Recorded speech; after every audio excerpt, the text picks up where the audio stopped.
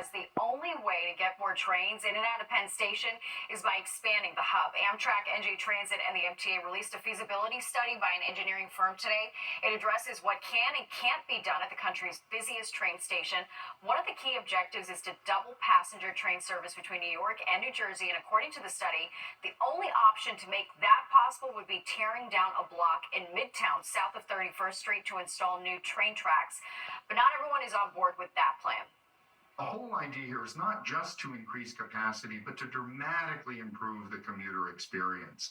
If an independent expert works with them and uses the rail traffic controller modeling, we can get at least 48 trains per hour with a through running plan that we have at the existing Penn Station, with no need to demolish the neighborhood to the south. If this expansion project moves forward, it would be years before it's completed. It's also unclear how much it would cost. Well, the company hired to replace lead pipes in Newark now being accused of fraud. Just how much cash federal authorities allege they stole from the city. A shocking arrest of two construction company workers in Newark. Federal authorities allege the pair lied about replacing lead water pipes and instead pocketed the cash. Fox 5 Stephanie Bertini spoke with the mayor, who says despite all this, the drinking water is safe. Federal authorities say a company hired to replace thousands of lead water pipes in Newark committed fraud, billed the city, but didn't do the job. If they said they were supposed to do that, then that's what they should do. Very disappointing, to be honest. The news disappointing and concerning when it comes to the water, many say. It's very concerning. The mayor wants people to know the water supply was never affected. There was no time that the residents in the city were in any danger whatsoever from having lead leach into their lines from, unfortunately, pieces of lead pipe that were left in the ground by, unfortunately, a contractor who did some very unscrupulous and terrible things. According to the criminal complaint, Michael Sawyer, the CEO of JAS Group Enterprise, and Latronia Sanders, an employee, committed wire fraud by intentionally misleading the city of Newark. The company hired to replace lead pipes and water service lines, authorities say, but intentionally not completing the work or reporting it wasn't necessary. The contract between the company and the city, officials say, an estimated $10 million. As the investigation went on, anything that was found, we changed it immediately. We are very comfortable, given that we went through thousands of documents, went out and investigated hundreds and hundreds of lines, and wherever we saw lead, we changed it. The two arrested, authorities say, for their roles in a conspiracy to commit wire fraud, the work they were hired for related to the Newark Lead Service Line Replacement Program. In a statement online, the U.S. Attorney for the District of New Jersey said, by causing misleading photographs and verification forms to be submitted, Sawyer and Sanders concealed that they intentionally did not replace lead pipes and defrauded Newark by collecting payment for work they did not properly perform. Today, we begin the process of holding them accountable. We've been working to get in touch with the company in an attempt to get in touch with the CEO and that employee. We haven't been successful yet. Reporting in Newark, I'm Stephanie Bertini, Fox 5 News. Uber's fine print under new scrutiny. A New Jersey couple who was seriously hurt in a crash caused by a driver, but they cannot take the case to court. A legal expert weighs in on what rideshare users need to know so this doesn't happen to them. All right, and coming up in just 10 minutes, we're going to take you live to Citi Field, where fans are celebrating the Mets' big playoff win as they get ready to face the Phillies this weekend.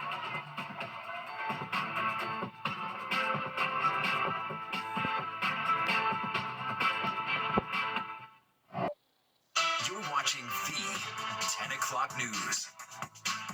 A New Jersey couple raising a red flag about Uber's terms and conditions. They were seriously hurt in a crash caused by a rideshare driver, but they can't take the case to court. It's all because of the fine print you agreed to in order to use the app. Pretty wild story. Fox 5's Jessica Formoso talked to a lawyer about how to protect yourself from this kind of situation.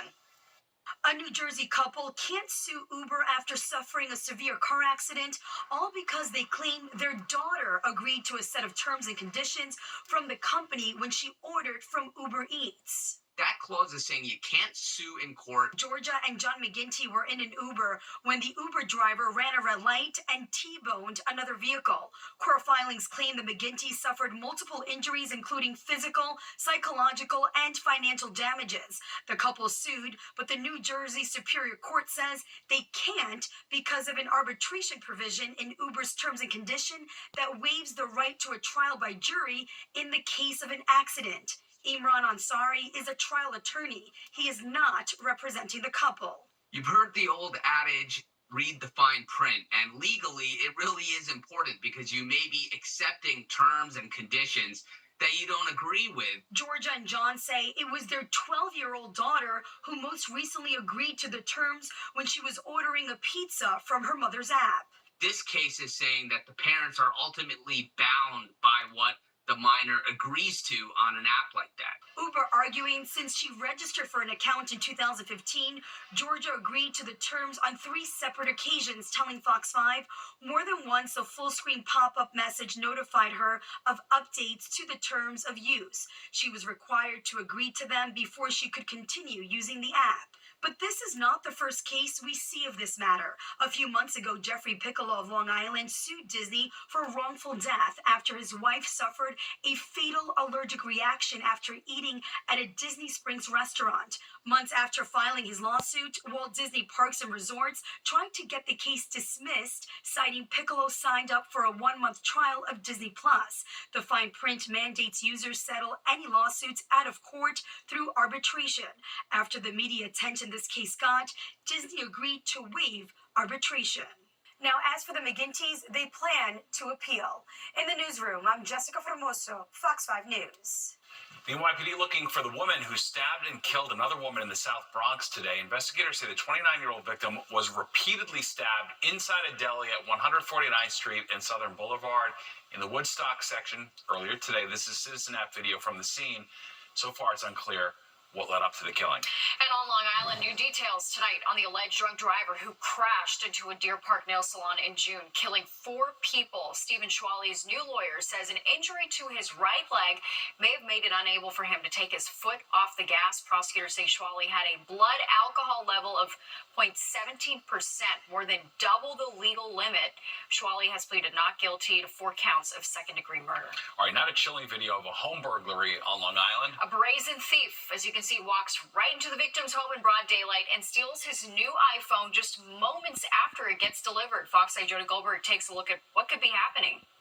John Scapatisi, who lives on Maple Place in Huntington, thought his new iPhone was safely delivered. The FedEx website shows it was, and his grandmother even brought it inside, but it was taken soon after. She thought I was coming in from work, that I had forgot something, and that I was running back out like I always do. And, she just sees somebody else walking down the walkway with the package in hand. John, who didn't want to show his face on camera, says it happened this week in broad daylight, and this is the man who did it.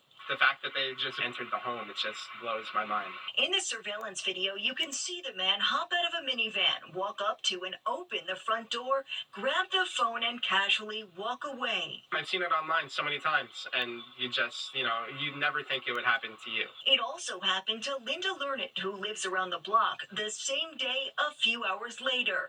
An Apple Watch was stolen from her porch not long after FedEx delivered it. I came outside, and it wasn't there. I checked on my Blink camera. Sure enough, it was delivered. Could it be an inside job, or is it possible these thieves are more tech savvy? If somebody has hacked any of your email or your phone or anything like that, they could conceivably be getting those same alerts. Some tips to prevent theft: require a signature for delivery, coordinate with a neighbor so they could get the package if you're not home, and consider buying a porch lockbox, something big enough for packages and something only you can get into. If I'm here, I usually hear the truck, and I get it right away. It's a little unsettling because of the neighborhood and whatnot, but that's the times. FedEx, for their part, says they work with law enforcement to investigate and deter such activities, and they regularly remind team members of the importance of both personal and package safety.